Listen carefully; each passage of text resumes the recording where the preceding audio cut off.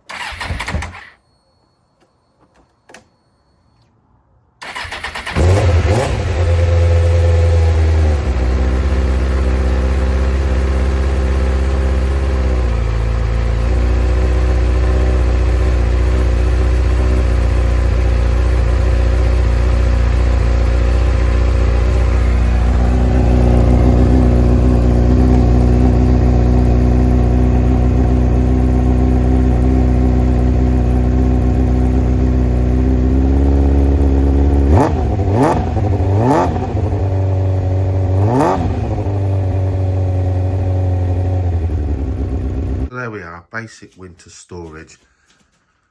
Full fuel tank with a fuel stabiliser. Certainly if you can leave it for a few months for sure. Everything oiled and lubricated as it should be anyway. If you can get the tyres off the ground, absolutely. If this is inside in a dry storage, if you're going to store it outside in the garden, just with a cover over it to keep the rain off, damp from the ground is going to rise up. So I would really coat anything that you think can go rusty. Yeah, not the brake disc, but anything you think that can go rusty, even if you just put Vaseline on it or something that you can wipe off, spray any, you know, you can spray the aluminium radiator, the aluminium engine casings and that with WD-40. It'll probably smoke like hell when you actually get heat into the engine again, but it'll burn off. Just put it away, everything clean.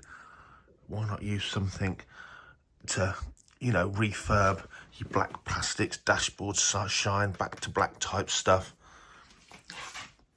Put it away clean and polished and lubricated.